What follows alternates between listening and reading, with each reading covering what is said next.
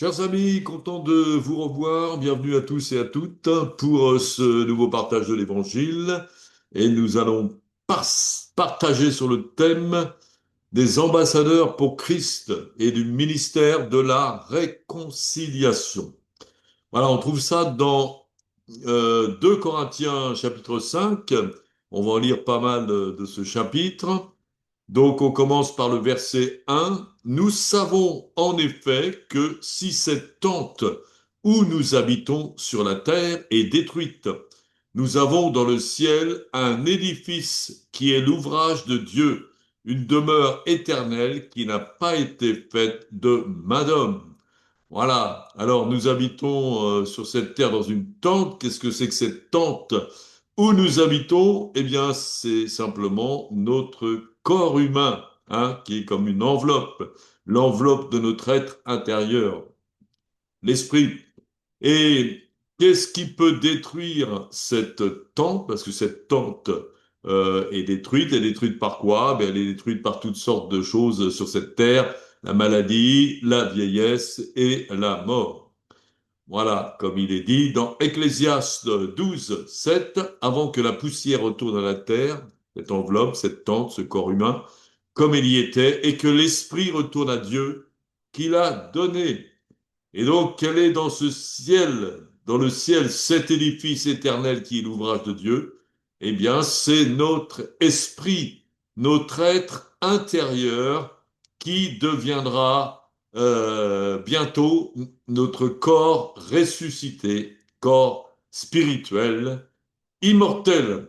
Alors, donc, c'est ce que nous dit aussi Paul dans 2 Corinthiens 4, 16. C'est pourquoi nous ne perdons pas courage, et lors même que notre homme extérieur se détruit, notre corps, notre homme intérieur, notre esprit, se renouvelle de jour en jour.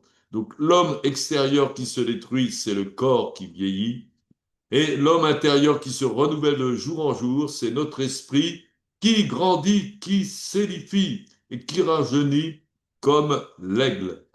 Et quel sera l'aboutissement du renouvellement de cet esprit? Eh bien, ce sera la résurrection éternelle, comme Jésus. Résurrection à l'image de Christ. Comme il est dit, donc 2 Corinthiens 4, 14, sachant que celui qui a ressuscité le Seigneur Jésus nous ressuscitera aussi avec Jésus.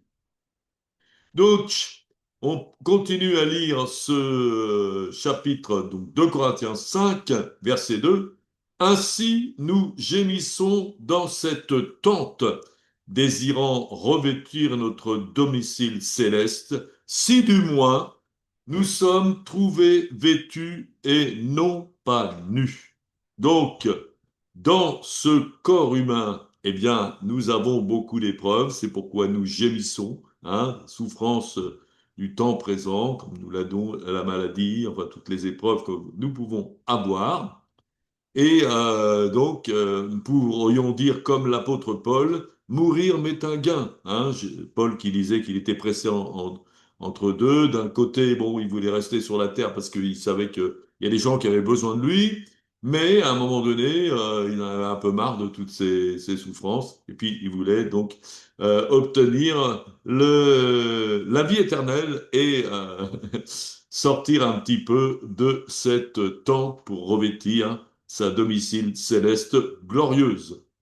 Voilà, alors, donc, il est aussi dit, nous gémissons dans cette tente, désirant revêtir notre domicile céleste, hein, si du moins nous sommes trouvés vêtus et non pas nus. Ah, voilà.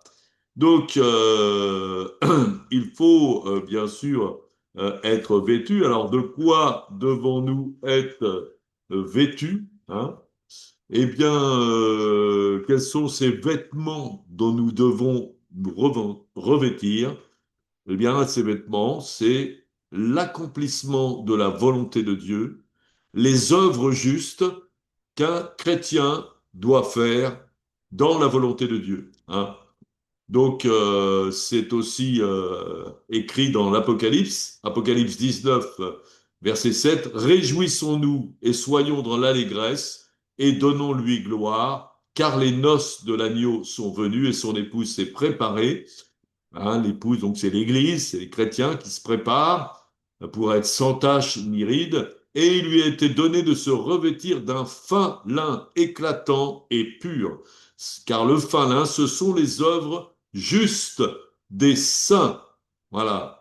Donc nous devons être revêtus par ces œuvres, hein, les œuvres que nous demande Dieu, c'est-à-dire la volonté que nous faisons la volonté de Dieu, nous faisons les œuvres qu'il nous montre, des œuvres préparées d'avance, des œuvres justes, parce qu'elles sont inspirées par Dieu, et ce sont les œuvres que Dieu nous a demandé de faire. Alors, et si nous ne faisons pas la volonté de Dieu, ben, à ce moment-là, nous ne serons pas vêtus, nous serons nus. Hein? C'est un peu l'histoire qui est arrivée à Adam et Ève. Voilà, donc, vous savez, ils ont fait, ils ont péché, ils ont donc transgressé la volonté de Dieu, et ensuite, ils se sont retrouvés nus. Voilà. Hein, si nous ne faisons pas la volonté de Dieu, eh bien, nous sommes nus. Il faut être trouvé vêtus. Hein, comme Jésus dit, ce ne sont pas ceux qui disent Seigneur, Seigneur, qui rentreront tous dans le royaume de mon Père, mais ceux-là seuls qui font la volonté de mon Père. Alors on va donc lire maintenant la suite, 2 Corinthiens 5, à partir du verset 4 jusqu'au verset 7.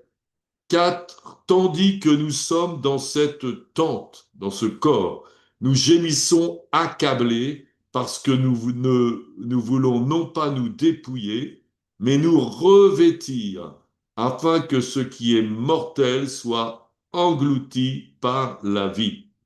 Et celui qui nous a formés pour ça, c'est Dieu qui nous a donné les arts de l'esprit. Nous sommes donc toujours pleins de confiance et nous savons qu'en demeurant dans son corps, dans ce corps, nous demeurons loin du Seigneur, car nous marchons par la foi et non par la vue.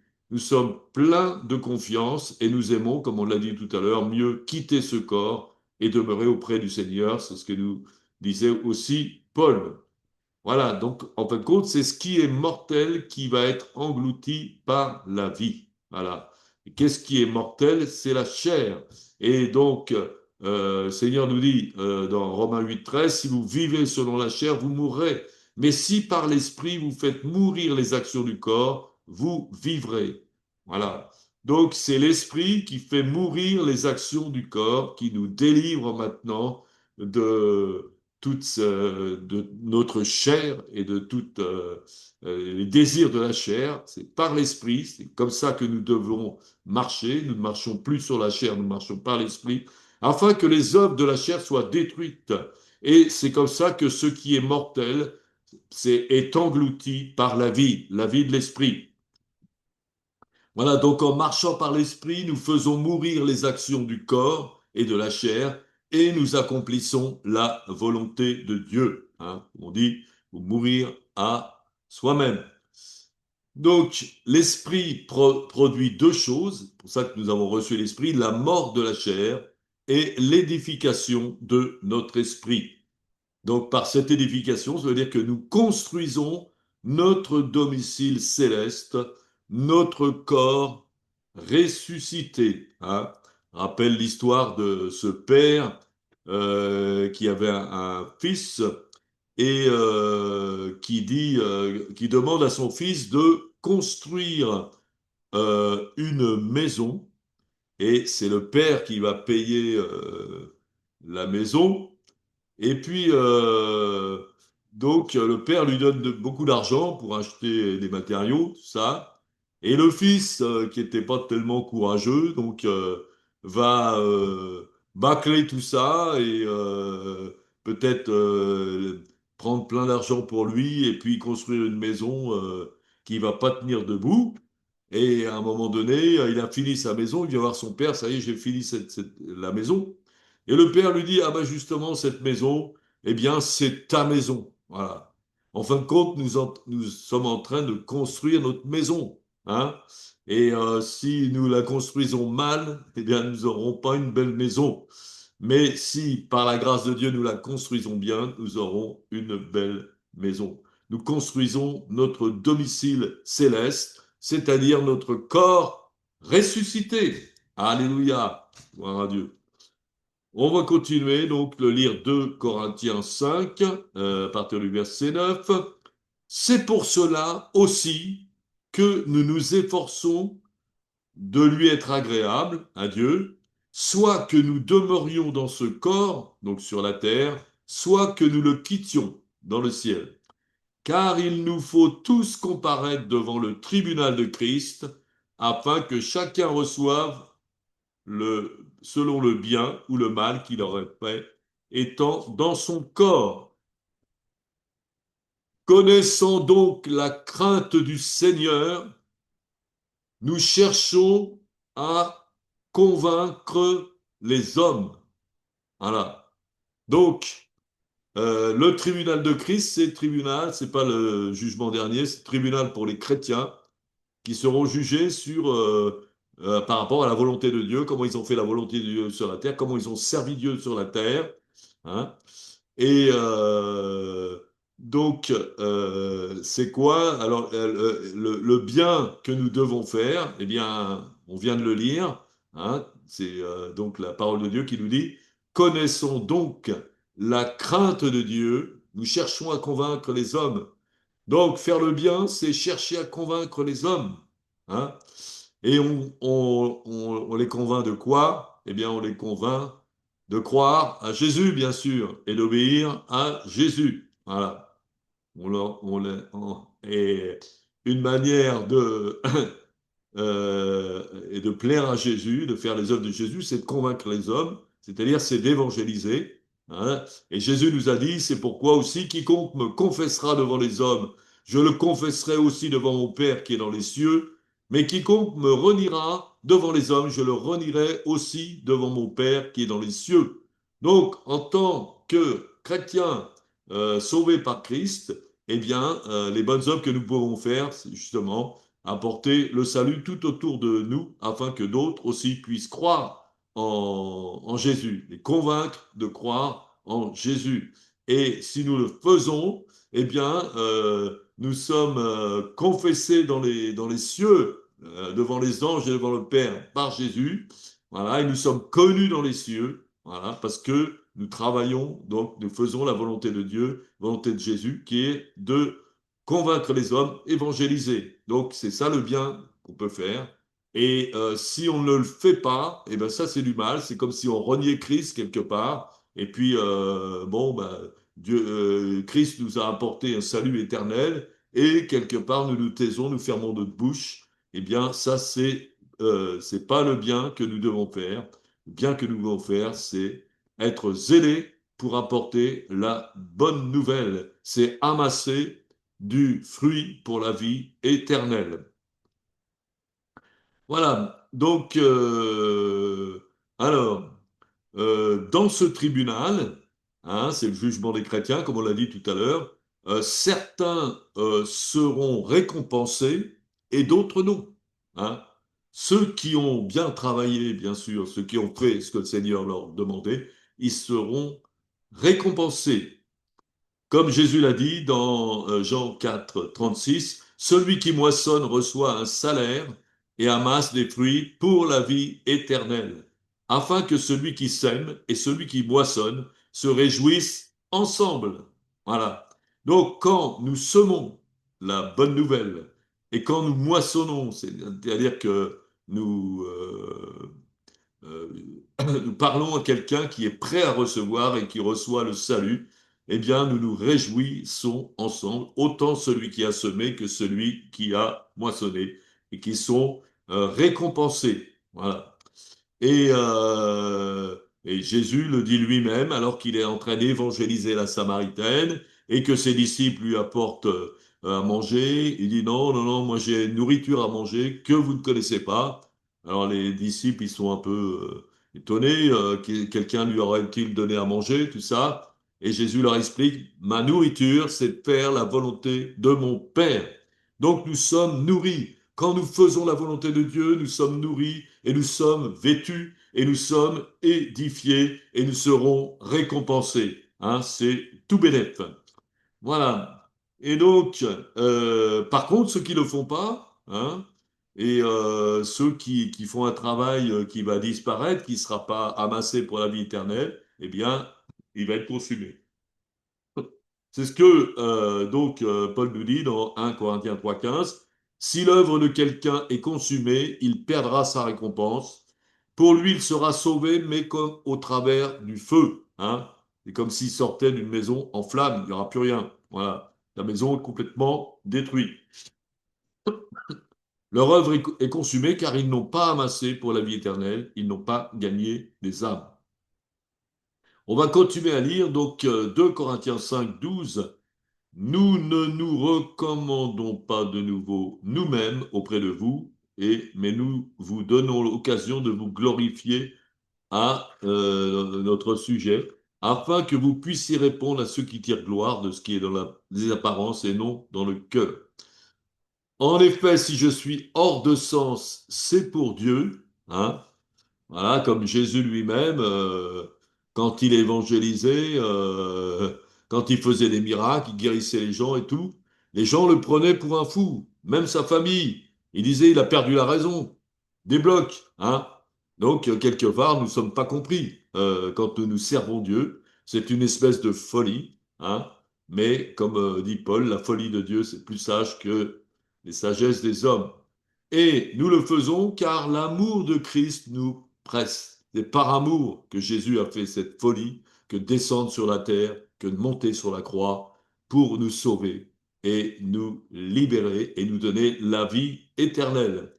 Car l'amour de Christ nous presse parce que si nous estimons que si un seul est mort pour tous, donc tous sont morts, et qu'il est mort pour tous, afin que ceux qui vivent ne vivent plus pour eux-mêmes, mais pour celui qui est mort et ressuscité. Donc c'est l'amour de Christ qui nous presse. Et il nous presse à quoi? Eh bien, il nous presse à faire la volonté de Dieu. Il nous presse à aller sauver les âmes, à aller annoncer l'évangile pour que son sacrifice n'ait pas servi à rien et à sauver beaucoup d'âmes et à amasser maintenant du fruit pour la vie éternelle. Voilà. Donc, voilà.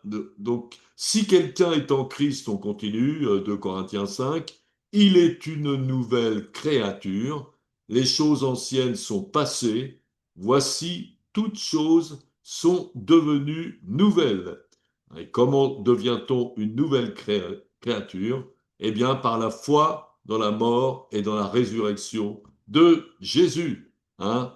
Repentant de nos péchés, croyant que Jésus est mort sur la croix pour nos péchés, qu'il est ressuscité des morts, et que nous commençons une vie nouvelle avec lui parce que nous sommes des gens nouveaux, nous sommes une nouvelle créature. Nous avons été réconciliés avec Christ, hein. Et Dieu était en fin de compte fâché avec nous. Hein. Pourquoi il était fâché? Ben, il était fâché parce que nous sommes des pécheurs, nous faisons du mal. Hein. Mais Jésus, grâce au sacrifice de Jésus, nous sommes pardonnés et nous sommes réconciliés avec Dieu.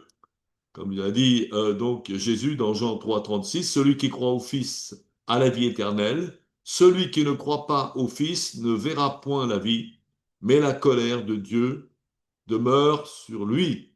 Donc sans Jésus, personne ne peut être sauvé. Il dit, je suis le chemin, la vérité, la vie. Nul ne vient au Père que par moi. Et si nous ne croyons pas en Jésus, nous périssons. Hein. Donc il y a, pour nous les chrétiens, assistance à personne en danger, pour aller sauver le maximum de gens, parce que Dieu aime tous les hommes, et sa volonté, c'est qu'ils soient tous réunis avec lui, c'est pas qu'ils soient perdus pour l'éternité. Voilà. Et c'est aussi donc notre travail. Donc, on va voir, comme c'est écrit dans 2 Corinthiens 5, 18, tout cela vient de Dieu, qui nous a réconciliés avec lui par Christ et qui nous a donné le ministère de la réconciliation. Voilà. En nous réconciliant avec Jésus, Dieu nous donne le ministère de la réconciliation. Ça fait penser aussi à roi David. C'est que le roi David, qui était un homme selon le cœur de Dieu, qui faisait en général presque tout le temps la volonté de Dieu, qui demandait à chaque fois à Dieu qu'est-ce qu'il fallait faire et il le faisait.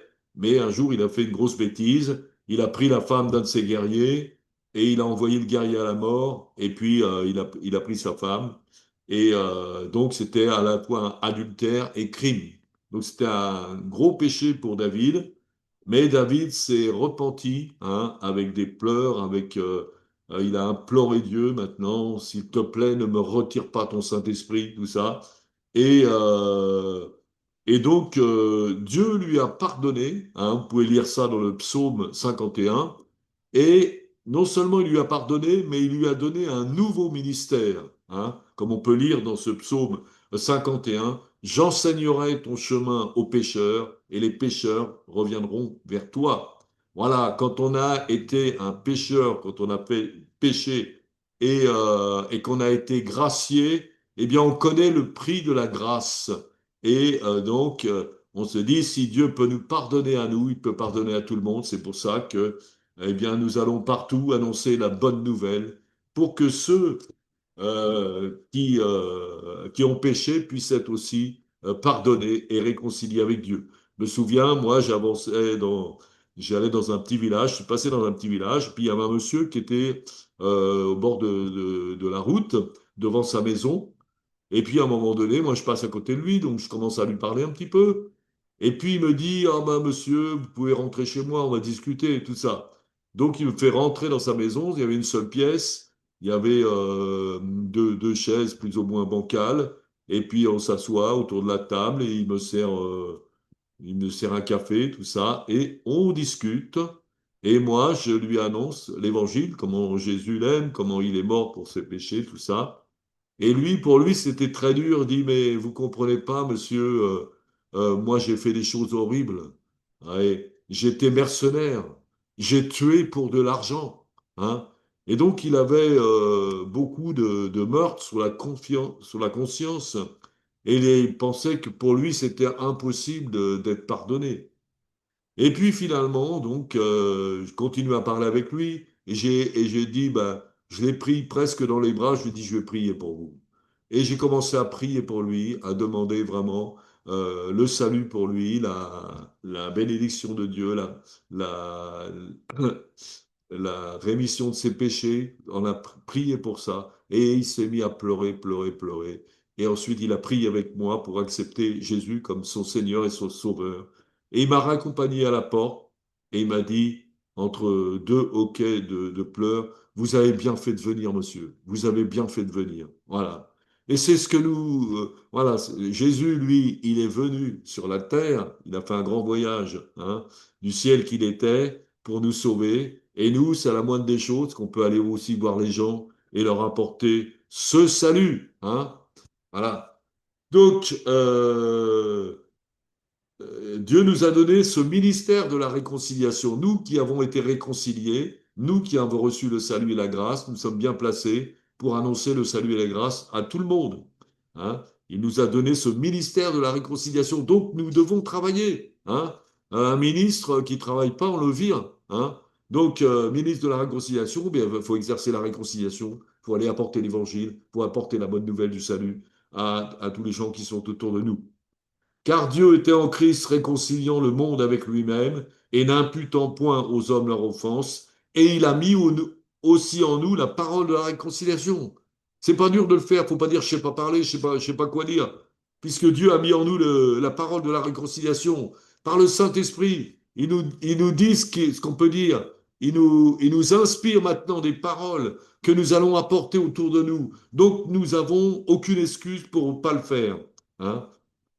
Donc il a mis en nous la parole de la réconciliation. Nous faisons donc les fonctions d'ambassadeurs pour Christ.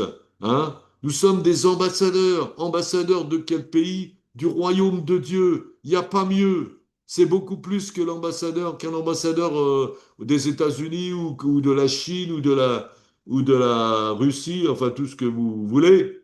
Mais c'est la chose la plus honorifique ce que nous a donné le Seigneur en nous sauvant, eh bien, c'est vraiment ce rôle d'ambassadeur pour Christ. Quel honneur! Quel honneur!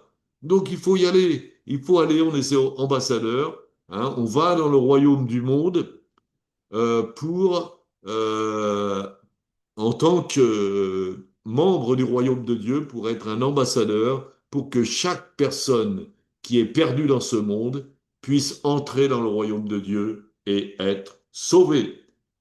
Nous faisons donc les fonctions d'ambassadeurs pour Christ, comme si Dieu exhortait par nous. Nous vous en supplions au nom de Christ, soyez réconciliés avec Dieu. Hein. Que je disais à un vieux monsieur qui était sur un pont, je lui ai annoncé l'évangile, il dit, oh non, moi c'est trop tard, je suis trop vieux et tout ça. Et puis il voulait pas de mon tract et tout. Mais j'ai dit, j'étais presque supplié. Je vous en supplie, monsieur. Je vous en supplie, soyez réconciliés avec Dieu. Hein. Parce que si on n'est pas réconcilié avec Dieu, ce qui nous attend, c'est le châtiment éternel. On souhaite ça à personne, même pas à Hitler. Hein. Donc, et il faut vraiment supplier. Hein. Une autre fois, comme ça, euh, je croise un monsieur qui était sur un banc et qui dit, ouais non, moi je m'en fous, tout ça c'est des conneries, tout ça, ceci, cela, je veux pas. Et puis finalement, je m'assois à côté de lui sur le banc, j'avais pitié pour cet homme qui était complètement endurci, qui voyait rien. Et puis d'un seul coup, je le prends par les épaules et je prie pour lui, je l'exhorte, je dis, Seigneur, je t'en prie maintenant, bénis cet homme, viens lui donner ton amour, viens lui montrer ton amour, que ta grâce se manifeste. Et je priais comme ça, et puis d'un seul coup, je le regarde, et il est tout heureux, et il est tout content, et il est visité par le Seigneur. Alléluia. Et donc, voilà, et c'est un ministère formidable, c'est un rôle formidable d'être ambassadeur, et c'est pour ça que tant que nous sommes sur la terre, faut y travailler, faut aller partout. Allez, faut que le zèle de l'évangile soit en nous, faut que l'amour de Christ nous presse. Voilà. Et donc, voilà. Alors, et si nous ne le faisons pas, ben, si nous ne le faisons pas, c'est ce que disait l'apôtre Paul. Si j'annonce l'évangile, ce n'est pas pour moi un sujet de gloire, car la nécessité m'en est imposée. Et malheur à moi si je n'annonce pas l'évangile. Si je le fais de bon cœur, j'en ai la récompense. Mais si je le fais malgré moi, c'est une charge qui m'est confiée. Donc, malheur à moi si j'annonce l'évangile. Bon, vous connaissez sûrement le peintre Vincent Van Gogh, hein, qui a peint des tableaux qui valent des millions et des millions. Et quand il était en vie, il n'en a pas vendu un seul. Il a eu une vie misérable et il est mort comme un misérable. Et vous savez ce qu'il faisait au départ dans sa vie, avant d'être peintre? Eh bien, il était prédicateur de l'Évangile en Hollande. Et il amenait le salut à beaucoup de pauvres de la région de Rotterdam. Et qu'à un moment donné, il a eu un problème avec les gens de l'église et tout. Il est parti, il a tout laissé tomber. Et il est entré dans une vie de misère. Hein. Donc, c'est pas intéressant. Je crois que quand on a reçu ce ministère, eh bien, faut le faire. Alors, comme le dit Paul, si on le fait de bon cœur, ben, on est récompensé. Hein. Si vous faites de bon cœur, si vous annoncez l'évangile de bon cœur, vous êtes heureux. Vous êtes toujours en pleine joie, toujours sourire et tout. Hein. Il y a des gens, quelquefois, qui m'ont recherché. Et il y en a un qui m'a dit, c'est pas votre trac qui m'a touché, c'est votre sourire. Voilà. Donc, si on se réjouit, et il y a de quoi se réjouir, pourquoi? Parce que quand on annonce l'évangile, le Saint-Esprit est avec nous, hein, et le Seigneur nous dit que le royaume de Dieu, c'est la paix et la joie par le Saint-Esprit. Donc, on a de quoi le faire de bon cœur, et on en est vraiment heureux d'annoncer l'évangile. Mais si on le fait contraint et forcé, eh ben, là, à ce moment-là, donc, il n'y a pas beaucoup de récompenses. Hein. Voilà, hein, il est dit, si je le fais malgré moi, c'est une charge qui m'est confiée. Voilà.